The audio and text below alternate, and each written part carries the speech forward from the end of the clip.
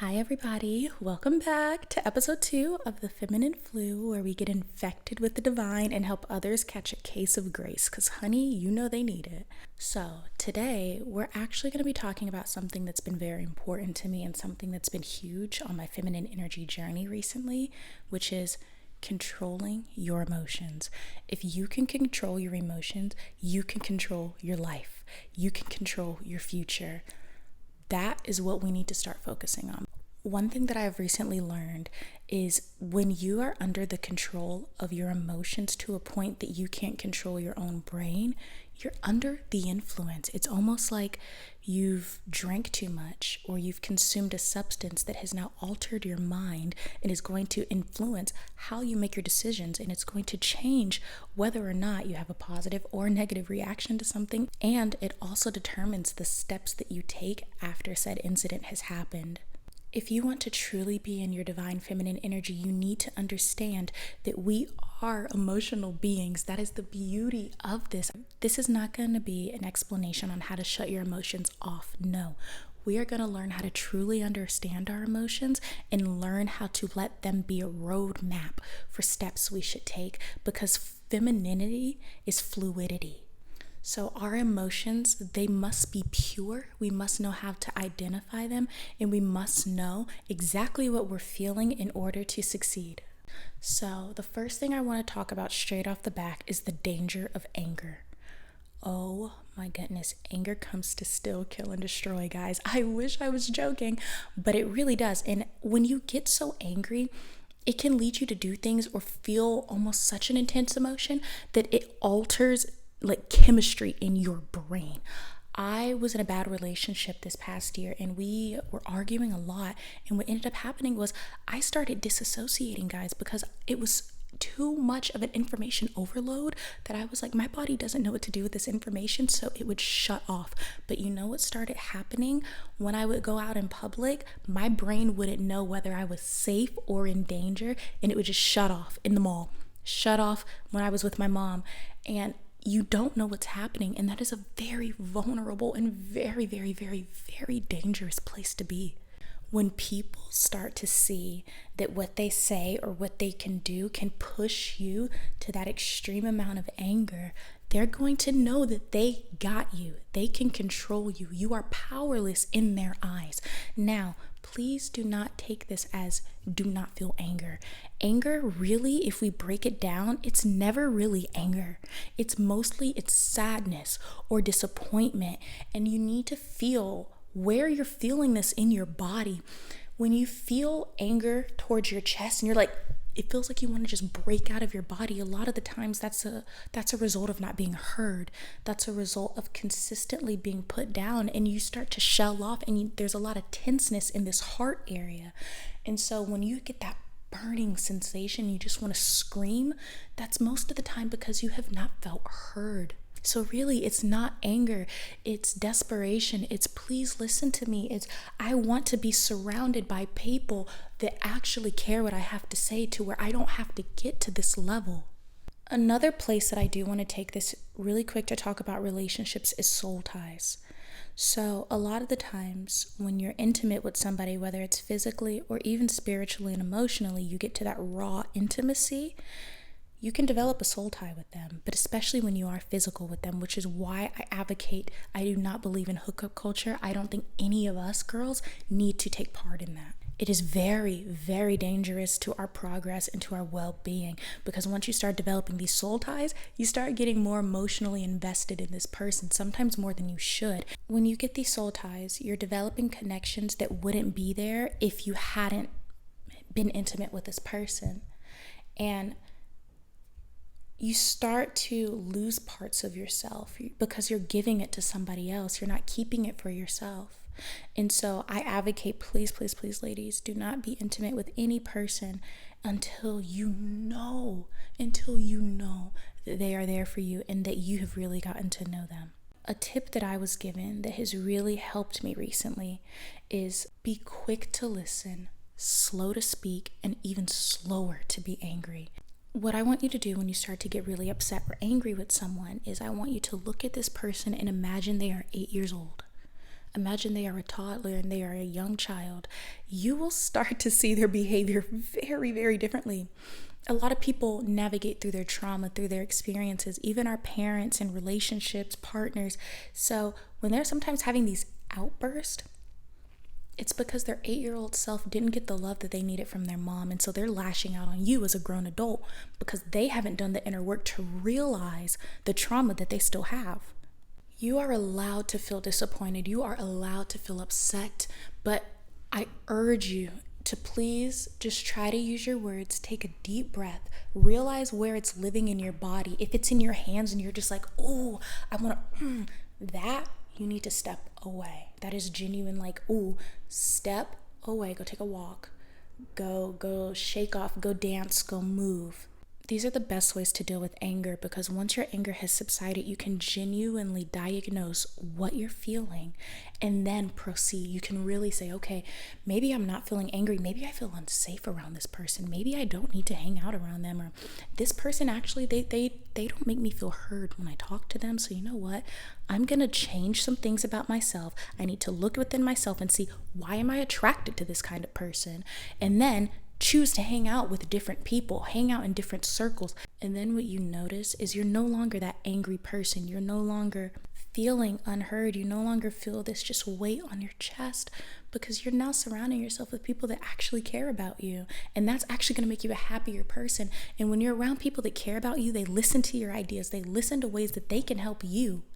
You guys are really going to have to bear with me for this episode, because my neighbors really are being very inconsiderate right now, and this has been going on for the past hour. So next, I want to talk about holding on to your emotions. This is something we do not need to do as feminine women, and I know this might sound contradictory to a few things that I just said, but I really want you to listen to what I'm saying, because it's not.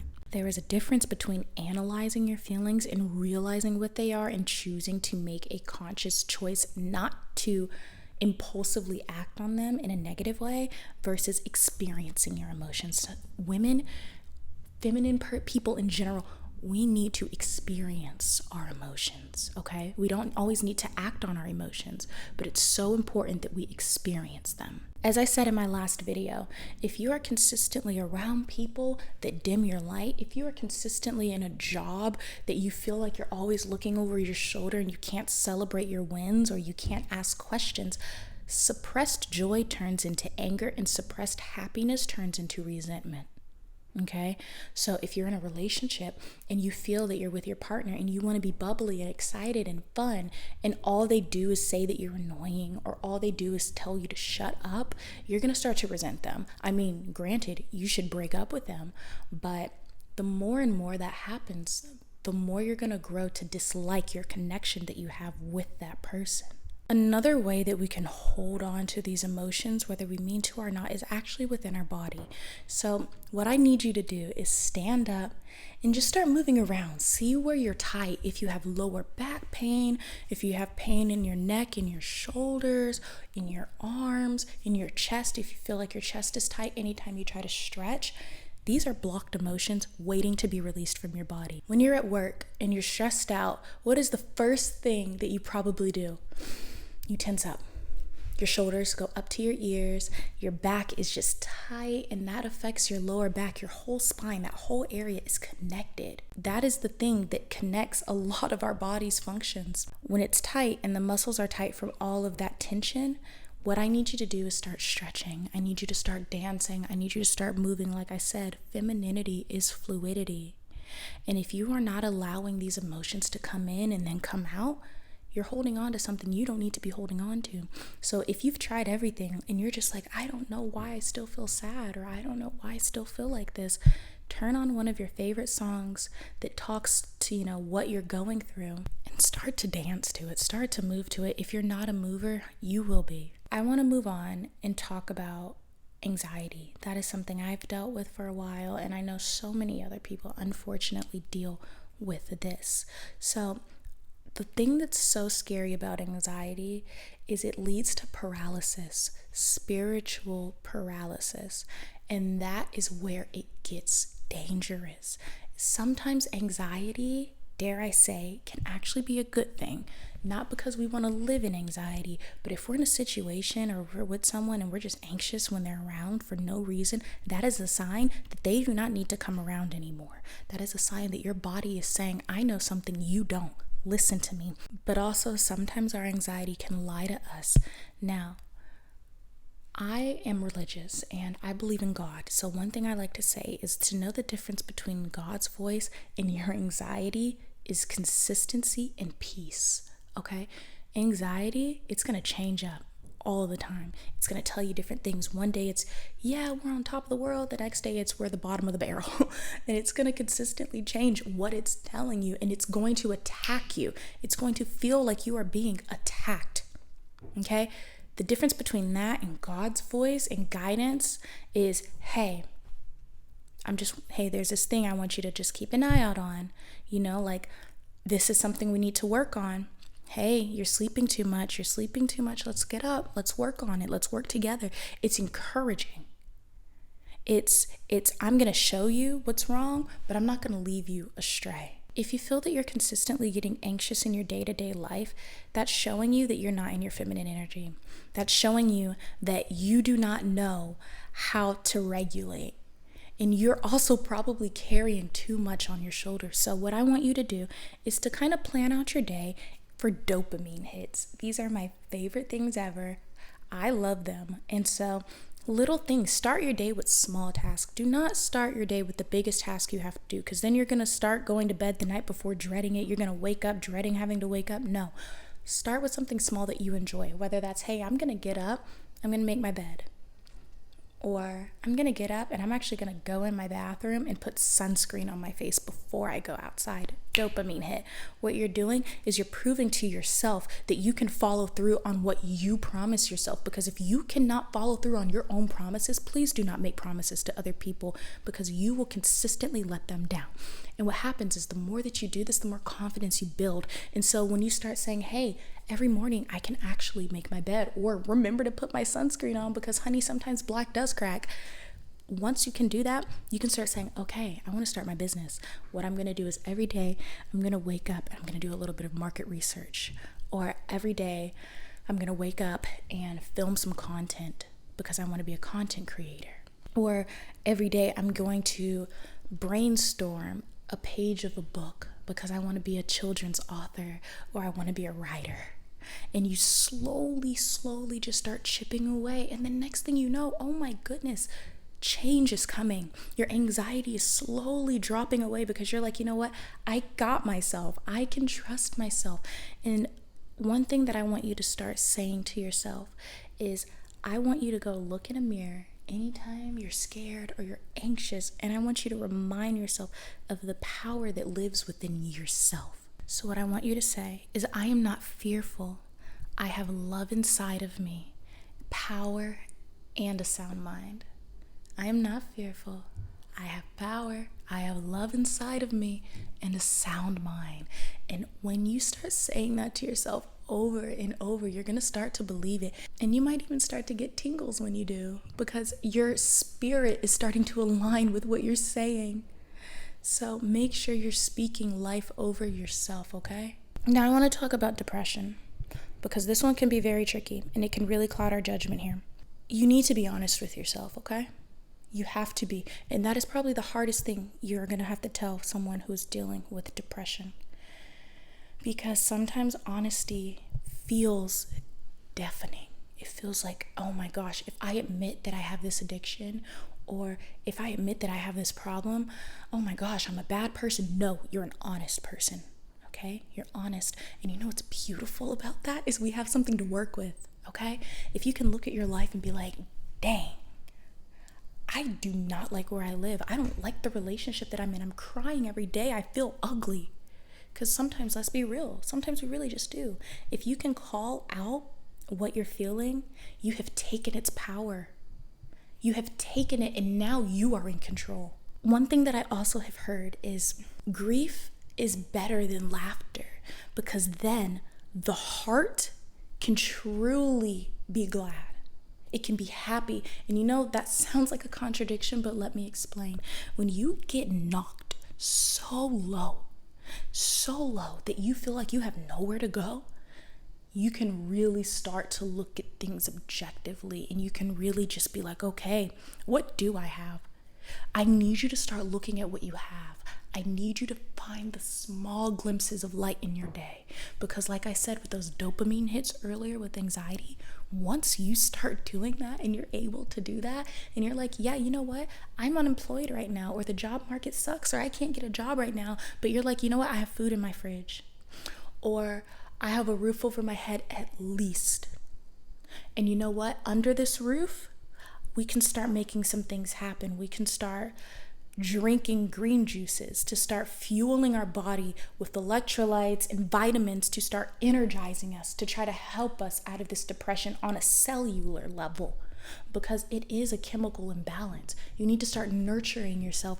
What you're going to find is during this journey, if you really take it seriously, you're gonna become a better person, and you're gonna start stepping out in ways you have never stepped out in your life.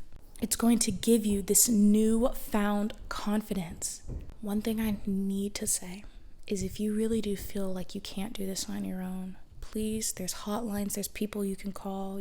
My DMs are open for you. You're not alone. I don't care what anyone says. You're not alone, okay? You're not. What you need to do is find ways to stop blocking your emotions so you can release them and be free. If you're sad, please scream. Scream into your pillow. Yeah, people like to make fun of it, but it's not a joke. It's healing. If you're happy, I want you to jump around and squeal like a little pig and just be so excited, because that fuels you. That gives you life. In those small moments you need to hold on to. So in those moments of darkness, in those moments of sadness, you have something to return to. The reason I'm explaining so deeply all these different types of things you may feel is because once you can identify what you're feeling or what you're doing wrong in life, you can start to make changes. You can say, you know what, today I feel sad. Why do I feel sad? I feel like I want to hug. Why do I feel like I want to hug? Maybe because I've been isolating myself. Maybe I need to go out. Maybe I need to go to a park. Maybe I need to go meet some friends. If you're feeling jittery, maybe like, oh my gosh, I'm on the edge of my seat, but I don't know why. Like, oh my gosh, there's a lot going on. Maybe that's because you need to ground yourself. Ground yourself in nature. Ground yourself in your work sometimes, because that can be a healthy way to do it if you're doing something you love. If you can control your emotions, you can help control your life. See, let's take this as an example right now. I'm feeling very upset right now, but really I'm annoyed. Why am I annoyed? Because they're ruining my video. But why? Because I want so deeply to provide value to you guys. I want to feel that I can provide you all with the best experience that you can have with me during our time together. And so that's leading to a feeling of disappointment, because I feel like I can't control my situation. Oop, there it is. That's why I feel out of control. So I need to release that. You're out of control. There's nothing you can do. So you have to be able to say, you know what? It is what it is. And just trust that it's going to be okay. Because you are going to help yourself regulate your system when you start doing that, and you're going to start to see the world more objectively and clearly. You're no longer going to be under the influence. You're going to be sober, okay? And that is what we're aiming for here on this channel. We're aiming to be sober-minded with our thoughts, okay? So that is all I have for today when it comes to mastering your emotions, getting in control of your emotions, and controlling your life. Because we always think that, oh, we want to control our life because of monetary things. Well, yes, but if you can't control yourself, if you can't control your own thoughts and be like, you know what, when I'm slipping into a depression, I know what I need to do, or I actually know what this is. I'm not going to let these thoughts lie to me. They make you do things that you otherwise wouldn't do. And if you can actually get to the bottom of things, they can be a roadmap to your dream life. Your emotions are trying to tell you something. Do not ignore them. They're not a bad thing. What becomes bad is when you start being controlled by them and you're not taking control over them. So I hope you guys enjoyed this video, and I hope you were able to find something that stuck with you. I will see you guys very soon. I'm thinking of posting 2 to 3 times a week. So far, it's going to be Monday and Thursdays, but I'm wondering if I want to sneak in another day here or there, but I don't know. We'll see. You guys can follow me on my socials. Also, if you want to listen to this podcast on the go, we are on Spotify and Apple. So I would love for you guys to check us out there. And I am so excited that I have a few of you all here now. I'm very excited to see what God has in store for us. And I cannot wait to see you on our next episode. Bye, guys.